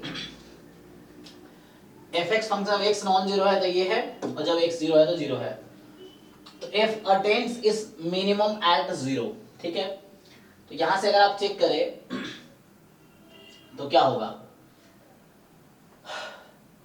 तो f is monotone, f is differentiable, which of following is are true, है ना, MSQ है। तो सबसे पहले ना आसान सा लग रहा है ये, मैं बता रहा हूँ ये डी वाला ही, x पॉजिटिव के लिए बात कर रहे हैं, तो x तो नॉन जीरो है, इसमें दो चीजें हैं, x पॉजिटिव हो या x नेगेटिव हो, दोनों केस में आपको यही फंक्शन चुनना है, लेकिन जब x एग्जैक्टली जीरो हो जाए तो फंक्शन आपको जीरो चूज करना है। तो यहाँ पे पॉजिटिव है तो fx मुझे चूज करना होगा x की पावर 4, ये तो लास्ट टाइम भी मैंने किया था, साइन 1/x, ये more than 2x4 plus x3, ये चेक कर रहा हूं मैं क्या आ रहा है, तो इसको जरा सॉल्व करो क्या आता है, तो इसको जब सिंप्लीफाई करो तो यहाँ से आ रहा है x की power 4 sign 1/x more than x3, ये आया ना, देख लो, मल्टीप्लाई करो 2x4 खत्म, फिर और इसको सिंप्लीफाई करो, तो यहाँ पे क्या करोगे आप, इसकी वैल्यू पुट करके भी देख सकते हैं। हाँ हाँ हाँ यस, क्योंकि ये जस्ट अपोजिट रहेगा, डिस्कार्ड हो जाएगा, एक वैल्यू रख के भी देख सकते हो आप।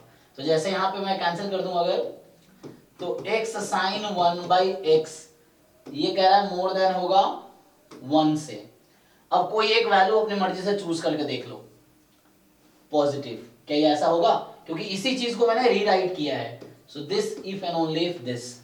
तो जैसे x को तुम सिंपली क्या ले लो, 1/पाई ले लो, पॉजिटिव है ना, तो मेरा x 1/पाई रख लेते हैं, ये भी पॉजिटिव है, तो x को 1/पाई रख के देख लो, तो साइन पाई 0, तो ये लेफ्ट साइड 0 हो गया, 0 मोर देन 1, एक एग्जांपल काफी है गलत कहने के लिए, ठीक है। अब हम चेक करते हैं डिफरेंशिएबिलिटी, तो डिफरेंस, मैं अब इस पे आता हूं, ठीक है। तो डिफरेंशिएबिलिटी चेक करने के लिए क्या होता है, पहली बात तो फंक्शन कॉन्टिन्यूअस होना चाहिए, तो वो आपको दिख रहा होगा इजीली कि limit x tends to 0 fx, तो यही x टेंड्स टू 0 का मतलब है x नॉट इक्वल टू 0। ये ना दोनों सेम चीज है। x टेंड्स टू 0 का मीनिंग है x not equal to 0 means what, x lies in the neighbourhood of 0 but x can not be exactly 0। ठीक है, रिलेटेड नेबरहुड होता है टेंड्स टू का मतलब। तो यहाँ पे x नॉट इक्वल टू 0 है, तो ये फंक्शन चूज करना है मुझे। तो यहाँ से क्योंकि 2x4 0 हो जाएगा, x4 साइन डोमिनेट कर रहा है, तो साइन तो बाउंडेड फंक्शन है, तो x4 की वजह से 0 आ जाएगा और f0 ऑलरेडी 0 है। तो यहाँ से पता चल गया कि f is continuous function. So f जो है वो कॉन्टिन्यूअस फंक्शन तो है, कॉन्टिन्यूअस तो है। अब मुझे डिफरेंशिएबल लिखना है, तो डिफरेंशिएबल का डेफिनेशन लगाते हैं। क्या बोल रहा है, डिफरेंशिएबल एट 0। तो मैं f डैश 0 निकालूंगा, limit x tends to 0 fx minus f0 upon x minus 0। और अगर ये फाइनाइट आया तो मतलब डिफरेंशिएबल है, अगर इसकी वैल्यू फाइनाइट नहीं आती है तो डिफरेंशिएबल नहीं है। देख लो, तो यहाँ से आपके पास आ जाएगा limit x tends to 0 fx है x की power 4 into 2 plus sine 1 by x और माइनस f0 0 हो गया, मतलब f0 0 दे रखा है, अपॉन x। एक x काट दो तो यहाँ क्यूब रहेगा फिर भी। अब x क्यूब डोमिनेटिंग टर्म है क्योंकि ये तो बाउंडेड है दोनों, तो यहाँ पे ये हमारे पास 0 आ गया। तो मतलब ये है कि f डैश 0 0 होगा, मतलब फंक्शन डिफरेंशिएबल है और डेरिवेटिव 0 पे 0 है। ये क्या कह रहा है, f इज डिफरेंशिएबल है, सही कह रहा है। देख लो जी, अब आपके पास f मोनोटोन है क्या, तो मोनोटोन के लिए अब क्या करेंगे आप, तो आप f डैश x निकाल लीजिए, है ना। तो मोनोटोन क्या होता है कि जब x की वैल्यू इंक्रीज करेगी तो फंक्शन की वैल्यू भी इंक्रीज करेगी, यही ना। तो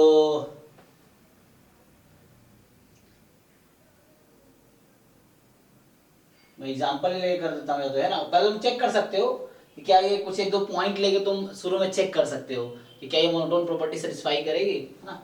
इस तरीके से, जैसे अगर अभी मैं कह रहा था कि x को मैं 1/π लेता हूं, तो 1/π पे तो ये पॉजिटिव आ जाएगी, और x को अगर -1/π लेता हूं, देखो मैं अभी जस्ट मैं इसको गलत प्रूव करना चाह रहा हूं पहले ऑप्शन में। मैं कुछ पॉइंट लेता हूं, let's say x1 is -1/π, x2 is 0, x3 is 1/π, ठीक। जस्ट है ना, 3 पॉइंट चूज किया मैंने। अब मैं इन तीनों पॉइंट पे फंक्शन की वैल्यू निकालूंगा, तो fx1 क्या आएगी, आप लोग बताइए fx1 की वैल्यू क्या आएगी। तो जो x1 था -1/π रखना है मुझे, तो 1/π की पावर 4 2 प्लस साइन, तो उधर 0 हो जाएगा, तो मतलब बचेगा 2/π की power 4 ji. f of x2 क्या आएगी,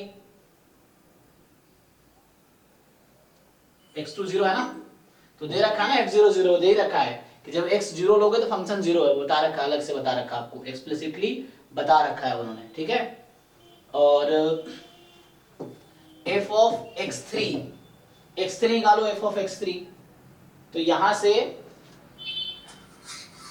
कितना, फिर से वही 2/π की पावर 4। अब ध्यान से देखो, जो मैंने x1 चूज किया था, x1 less than x2 less than x3, right. तो क्या मेरा फंक्शन इस ऑर्डर में आया है, fx1 less than equal to fx2 less than equal to fx3, क्या ऐसा मिला है मुझे, ये मैंने तो ऐसा चूज किया पॉइंट। तो अगर फंक्शन मोनोटोन होता, है ना, तो या तो ऐसा होता या इसका रिवर्स। तो ये कब होगा, जब इंक्रीजिंग है, या फिर होना चाहिए था, ये मोनोटोन में दो चीज है ना, या तो इंक्रीजिंग है या डिक्रीजिंग है। तो इंक्रीजिंग होता तो ऐसा हो रहा होता, डिक्रीजिंग होता तो ऐसा होना चाहिए था कि fx1 more than equal to fx2 more than equal to fx3। क्या ऐसा भी हो रहा है क्या, हाँ या ना।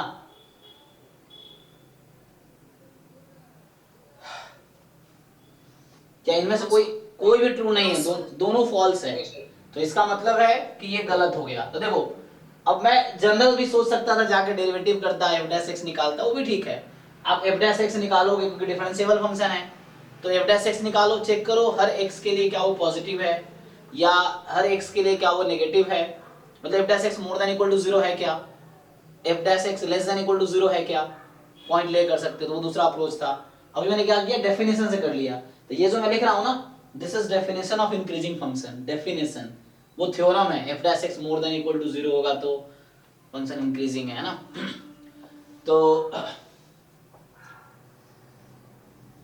और यहाँ पे क्या है, ये डेफिनेशन है डिक्रीजिंग फंक्शन का, मैं डेफिनेशन पे फिट किया तो मुझे दिख गया कि नहीं ऐसा नहीं हो रहा, ये भी गलत है, ये भी गलत है, ये भी गलत है, इसका मतलब है कि मोनोटोन तो नहीं है। अब देख लो यहाँ से एक और चीज समझ आ रहा है हमें कि x4 क्या है ना, डोमिनेटिंग टर्म है 2x4, हाँ डोमिनेटिंग टर्म है, इसका क्रिटिकल पॉइंट निकाल लो। तो एक अप्रोच ये था, है ना, दूसरा अप्रोच क्या है इसका कि हम f डैश x निकालते हैं। तो अगर मैं f डैश x निकालता, देखो तो 0 का तो 0 रहेगा, 0 पे तो 0 हमने ऑलरेडी निकाले हैं, उसको डिफरेंशिएट कर लो प्रोडक्ट रूल से। सो 4x cube 2 plus sign 1/x plus, अब x4 एज इट इज, 2 का डेरिवेटिव 0, साइन 1/x का cos 1/x इंटू 1/x का डेरिवेटिव माइनस 1/x²। तो फाइनली ये f डैश x बन के आएगा 4x cube into 2 plus sign 1/x, और यहाँ से माइनस x² कट गया cos 1/x, ये बन के आया। अब वही मैं अभी कह रहा था ना, जैसे अभी या तो ये मैं करूं या मैं ये करता, फिर इसमें क्या करता, अब मैं चेक करूंगा क्या ये हमेशा पॉजिटिव आएगी, क्या ये हमेशा नेगेटिव आएगी। तो फिर से वही है, दो अलग अलग पॉइंट लो, एक बार पॉजिटिव आ जाए और एक बार नेगेटिव आ जाए, तो इसका मतलब है कि for every real number neither positive not negative है, तो इसलिए गलत हो जाएगा। चेक करो, ये वाला पॉइंट ले लो, एक बार ये रख के देखो, देखो f डैश x क्या आएगा, और एक बार ये रख के देखो। तो जब f डैश x इस पॉइंट पे निकालोगे ना, देखो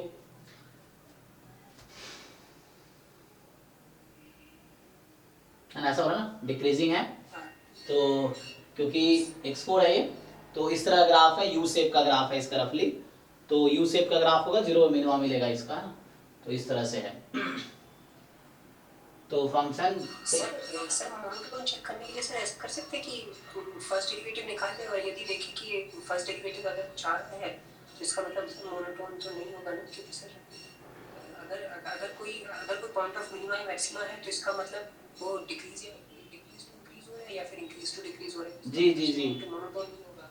हाँ हाँ सही बात है, मोनोटोन पूरे इंटरवल पूरे डोमेन पे इंक्रीजिंग हो या पूरे डोमेन पे डिक्रीजिंग हो, तब जाकर मोनोटोन बोलेंगे। अगर डिक्रीज टू इंक्रीज हो गया या इंक्रीज टू डिक्रीज हो गया, जैसे यहीं से f डैश x 0 कर लो आप, तो f डैश x को आप जब 0 करोगे तो आपको क्या मिलेगा यहाँ से, इसको सिंप्लीफाई करो, 2x क्यूब माइनस दिस, तो एक तो x बराबर, हाँ 0 x बराबर 0 मिलेगा, और कोई पॉइंट आएगी यहाँ से, तो x² कॉमन लेके खत्म हो जाएगा और वहां से आ जाएगा 2x,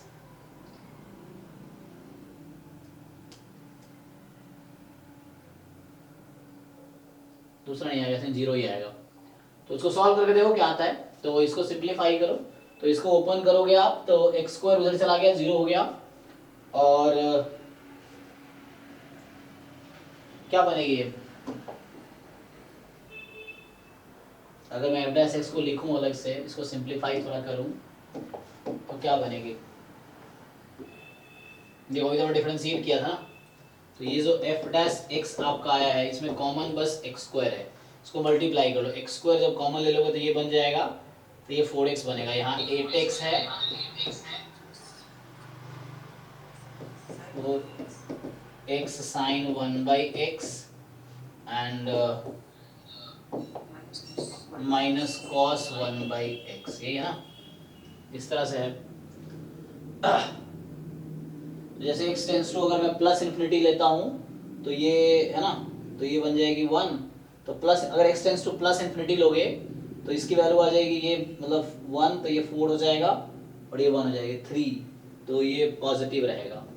और x टेंस टू अगर मैं माइनस इन्फिनिटी लेता हूँ तब भी ये बनेगी 4, और है ना 1/-, 0 cos 0 1, तो ये 3 रहेगी और ये माइनस इन्फिनिटी यहाँ से आ जाएगी, तो नेगेटिव है ना। तो मतलब कहना मतलब ये है कि x जब इन्फिनिटी को अप्रोच कर रही है तो f डैश x पॉजिटिव है, और x जब माइनस इन्फिनिटी को अप्रोच कर रही है तो एफ डैश एक्स क्या है, नेगेटिव है ना। यहाँ तो चेक कर सकते हो, मैं ये कहना चाह रहा हूँ कि f dash x is negative as x tends to minus infinity and f dash x is positive as x tends to plus infinity. ये मुझे ऐसा समझ रहा है, मैं ऐसे सोच रहा हूँ, तुम और तरीके से तो दो पॉइंट ले लो, वही दोनों पॉइंट ले लो, ये तो पॉइंट मैंने लिया था ना, तुम ये पॉइंट ले लो, तुम्हें यहाँ से भी दिख जाएगा।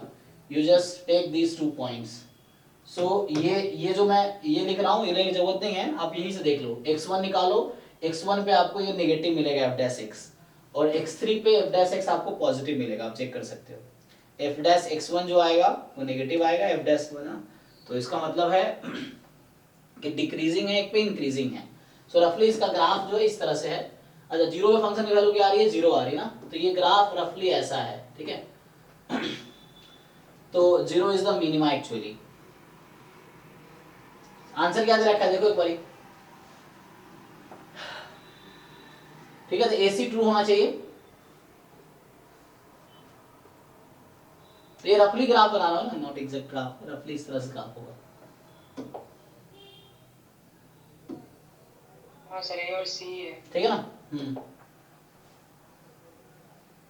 तो यहां पता चला ना, तुम एक और काम कर सकते हो, यू अप्लाई, क्या कहते हैं उसे, first derivative test. First derivative test क्या कहता है कि एक ही क्रिटिकल पॉइंट आएगा, मैं 0 पुट कर रहा था ना इसको मैं।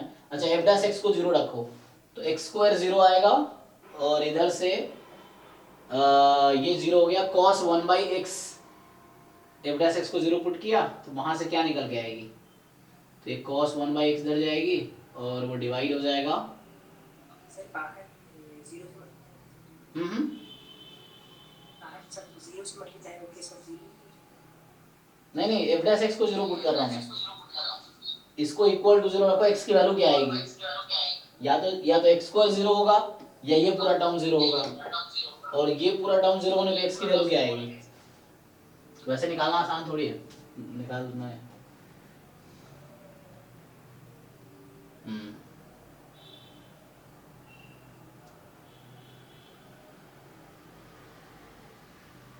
जीरो होगा ही नहीं, पहले बात है ना, वैसे अगर देखोगे तो।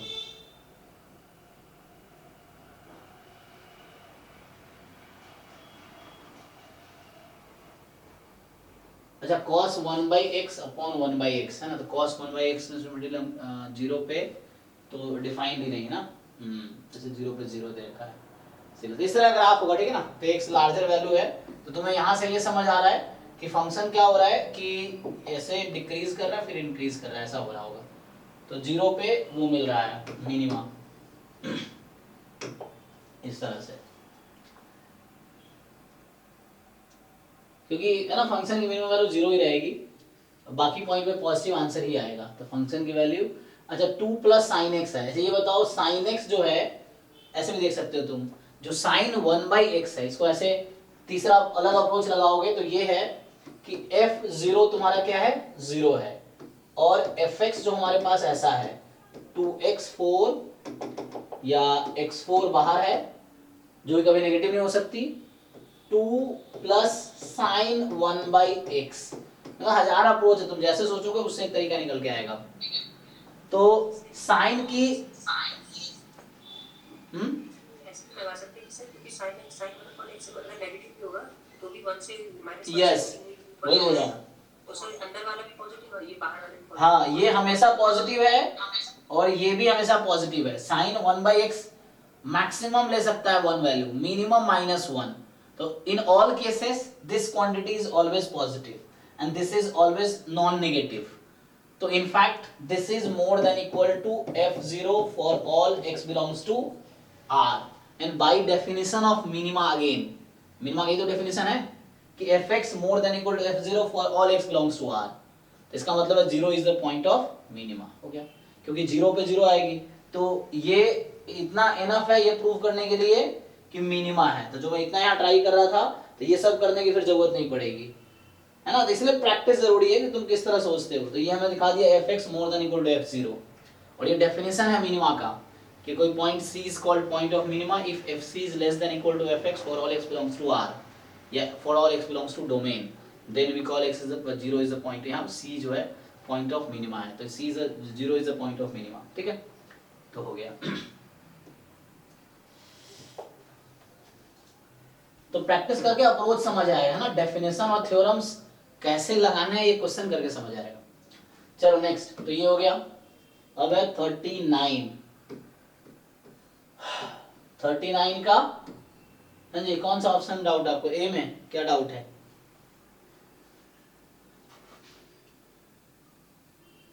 एक्सपोनेंशियल फैमिली में 36 ऑप्शन है। 30, अच्छा 6 था, ओ 36 में, हाँ 95% confidence interval of theta has to be of finite length.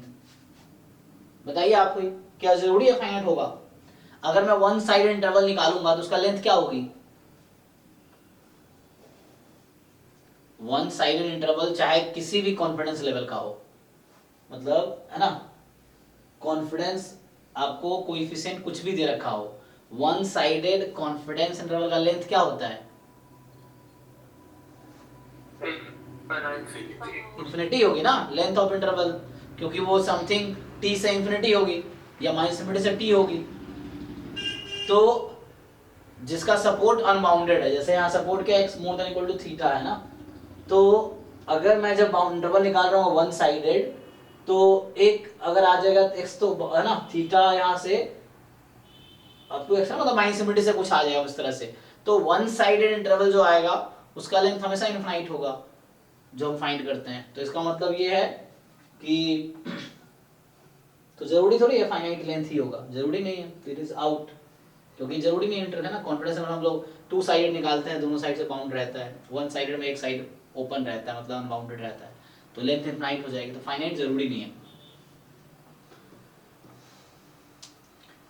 इसमें। सीधा 60, ओके, अच्छा 40 भी है किसी का, 40 एंड देन 60, तो है ना, ये पेपर 2 क्लास में हो गया, वरना 2023 वाला पेपर हमने 5 क्लास में किए थे, 2022 वाले में 4 क्लास लिया था, फिर बीच में 3 क्लास लिए हैं। इसमें ये एक क्लास में डिस्कशन हुआ, एक क्लास में डाउट हो जाएगा, तो ये 2 क्लास में 18 का पेपर फिनिश हो गया। तो अगली क्लास में 2017 का डिस्कशन करेंगे। तो ठीक है, 40, हाँ जी 40 का यहाँ सॉल्यूशन लिखा था हमने लास्ट क्लास में, क्या डाउट है? देखिए मैं फिर से लिख देता हूँ, ये हालांकि पूरा सॉल्यूशन लिखा हुआ है, ये फुल सॉल्यूशन है यहीं पे। तो इसमें सिंपल ये था, ये फुल सॉल्यूशन मैंने लिख दिया था लास्ट क्लास में, तो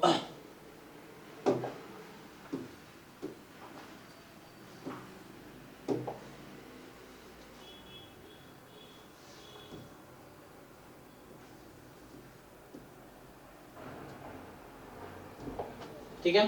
तो अब क्या करना है आपको, यहाँ पे सिंपली आपके पास यूनिफॉर्म, तो मैं बोल रहा हूँ कि लाइक्लीहुड फंक्शन निकालो, 1 आएगा, जहाँ पे अब आप खुद निकालो, लास्ट टाइम मैंने निकाले थे, तो ये कुछ आया था, theta belongs to nth order statistics -1 to first order statistics. तो according to this notation theta belongs to u -1 to v, और लाइक्लीहुड फंक्शन क्या है यहाँ पे? कांस्टेंट फंक्शन है, MLE मैं निकाल रहा हूं, क्यों? क्योंकि MLE is somewhat related to consistent estimator. तो है ना, फॉर द स्टैंडर्ड डिस्ट्रीब्यूशंस या फॉर PDFs जो है नोन है, उसके लिए MLE विल बी कंसिस्टेंट, ठीक है। तो यहाँ पे क्या है कि the whole interval is MLE, so theta belongs to u -1 to v is MLE। Theta cap लिख लो चाहो तो, कि कोई भी वैल्यू है ना, एनी t, या मैं ऐसा बोल दूं, एस्टिमेटर को मैं t नोटेशन लेता था, तो t कोई भी एस्टिमेटर है belongs to this is MLE of theta. तो इस इंटरवल का कोई भी पॉइंट MLE है। तो हमसे अब पूछ रहा है MLE इज कंसिस्टेंट, तो पूछ रहा है u कंसिस्टेंट है क्या? तो आप नंबर लाइन पे इसको प्लॉट करो, नंबर लाइन प्लॉट करोगे तो u-1, u क्या है? nth ऑर्डर स्टैटिस्टिक्स, तो ये u-1 v, जैसे आपसे पूछे u और v में क्या रिलेशन है, कौन सा ज्यादा है कौन सा कम होगा? u और v में क्या रिलेशन है? u is greater than v। हाँ, ग्रेटर इक्वल टू v। तो जब नंबर लाइन पे मैं uv को प्लॉट करूंगा तो 2 is more than 1, तो 2 will be on the right side of 1, तो u ज्यादा है तो u इधर होगा, लेकिन मेरा mle ये है, सो this interval is the mle। Okay, so u जो है v के राइट में होगा क्योंकि u मोर देन v है, u मैक्सिमम वाला है, but u minus 1 less than v। ये क्वेश्चन कह रहा है कि u minus 1 is less than equal to v, ये ओके है। तो u माइनस 1 जो होगा, क्योंकि इंटरवल आया ना, तो इंटरवल में a लेस देन b होता है, तो u माइनस 1 इधर होगा, so this interval is our mle। तो पहला बोल रहा है कि u कंसिस्टेंट एस्टिमेटर है, देयर इज नो गारंटी, ठीक है। फिर v is a consistent estimator, तो v इस इंटरवल में है तो यस। अब बोल रहा है ये कंसिस्टेंट एस्टिमेटर है, तो यहां से मैं बोल रहा हूं ये पूरा इंटरवल कंसिस्टेंट एस्टिमेटर है, पूरा इंटरवल में लिया तो ये पूरा इंटरवल कंसिस्टेंट एस्टिमेटर होगा, इस इंटरवल का हर पॉइंट एक कंसिस्टेंट एस्टिमेटर होगा। तो यहां से ये समझ आया कि जो u-1 है that will converge in probability to theta. ये लाइन लिखने का मतलब है मेरा कि u-1 is a consistent estimator of theta and v is a consistent estimator of theta. अब इसी को आप लीनियर कॉम्बिनेशन ले लो इसके जैसा बनाने के लिए, तो ये क्या फिट कर रहा है, तो this is nothing but 2 time u-1 minus v, यही तो है ये सी ऑप्शन जो है, एंड ये जो डी ऑप्शन है 2 टाइम v माइनस u-1। तो बस देख लो जो सी ऑप्शन में है, सो ये इंप्लाई करेगा कि 2 time u-1 minus v, so this will converge in probability to 2 time u-1 converges to theta minus v converges to theta, तो at the end theta आ गया, and same thing 2v minus u-1, so 2 theta minus theta is theta, so it is also consistent estimator, it is also consistent estimator। क्यों? क्योंकि definition है consistent estimator का कि any estimator that converges in probability to theta is consistent estimator, definition है ये। तो by definition this is a consistent estimator. Okay, अब आते हैं 60 पे।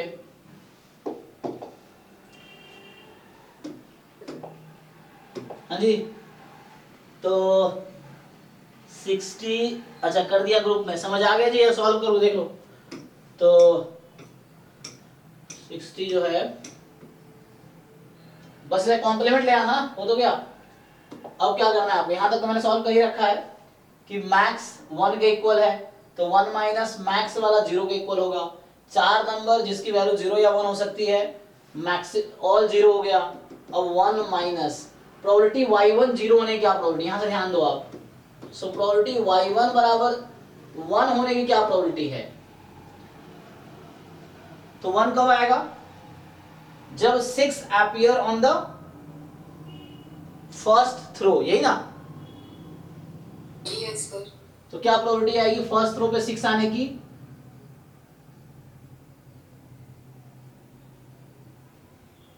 अगर आपने एक थ्रो किया और उस पे 6 आ गया, उसकी क्या प्रोबेबिलिटी है, 1/6। एक ही थ्रो की बात करते हैं तो 1/6 ही ले लो।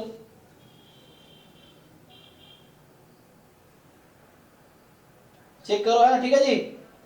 तुमने क्या ऐसे ही किया है अलग किया है, सेम ही है ना, हटा दिया। तो बताओ क्या आएगा, और ऐसे ही ये सारे 0 है ना, तो जब ये आपका 1 आने की प्रोबेबिलिटी कितनी है, 1/6। Probability y2 is equal to 1, तो y2 भी 1 कब होगा, 6 appeared on the second throw, है ना। तो सेकेंड थ्रो का मतलब यही है कि ये y2 जस्ट सेकेंड थ्रो की बात कर रहा है, तो हम second throw, y1 just first throw की बात कर रहा है, y3 सिर्फ थर्ड थ्रो की बात कर रहा है, y4 जस्ट फोर्थ थ्रो की बात कर रहा है। तो ये भी 1/6 है, y3 बराबर 1, ये भी 1/6 है, चेक कर लो भाई, y4 बराबर 1, ये भी 1/6 है। तो ये 0 आने क्या आ जाएगी यहां से, तो बर्नौली है ना, तो सब 5/6 हो जाएगा। 5/6 5/6 5/6 5/6। चेक कीजिए क्या आता है। आ जाएगा जी, ये आंसर है या अलग है? हाँ जी लखराज बताइए क्या आपने सॉल्व किया, सेम आंसर अलग है?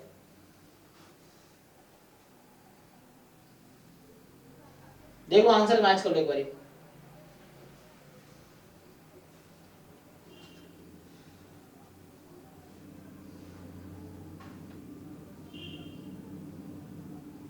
डेसिमल में आंसर आएगा। अच्छा यहाँ तो आंसर है ही, एक मिनट इसको डेसिमल में कन्वर्ट करो कितना आता है?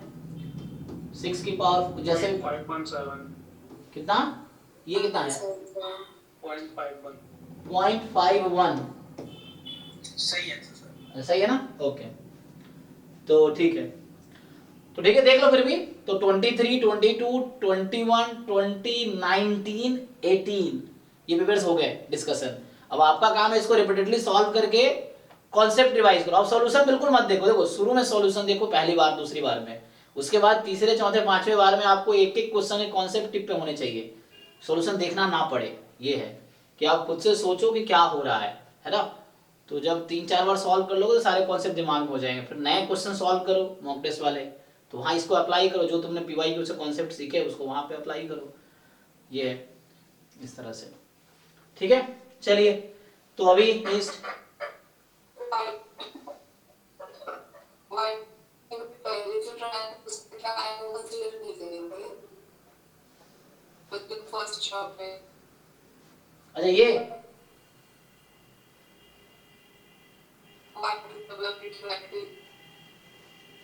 नहीं आपकी आवाज एक्चुअली ब्रेक हो रही हाँ आवाज आपकी ब्रेक हो रही तो क्लियर मुझे सुनाई नहीं दे रहा।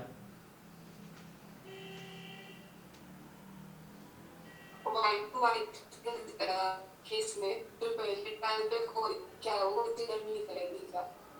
हाँ इसमें जैसे y2 के केस में y2 is just talking about second trial, y3 is talking about just third trial, y4 is talking about just fourth trial। तो यहाँ पे 4 बार थ्रो किया ना, तो पहले ट्रायल पे क्या आया वो y1 है, मतलब y1 उसके हिसाब से डिसाइड हो रहा है कि y1 ये 1 या 0 होगा। तो अगर पहले ट्रायल पे 1 आया तो y1 will take 1 otherwise 0। Second trial पे अगर 6 मतलब सॉरी पहले ट्रायल पे 6 आया तो y1 की वैल्यू 1 है, 6 नहीं आया तो y1 की वैल्यू 0 है। तो ये बर्नौली हो गया ना, देखो ध्यान से पहले यही देख लो आप। सो yi इज बर्नौली p, पहले यहीं से स्टार्ट करते हैं। तो yi is Bernoulli p, so what is probability of yi being 1 मतलब सक्सेस है ना। तो यहाँ पे ith ट्रायल पे अब y1 कब होगा? जब 6 appeared on ith trial, 6 appeared on ith trial, तो जस्ट ये ith ट्रायल की बात कर रहा है। तो यहाँ पे 6 मतलब 1/6 हो गई। प्रोबेबिलिटी yi is 0, तो ये 5/6 हो जाएगी, बर्नौली है ना इसीलिए, तो इस तरह से आ जाएगी। Okay sir. हाँ तो ये बर्नौली डिस्ट्रीब्यूशन है। सो yi इज बर्नौली p, और वही यहाँ पे आ गया प्रोडक्ट में आ जाएगा।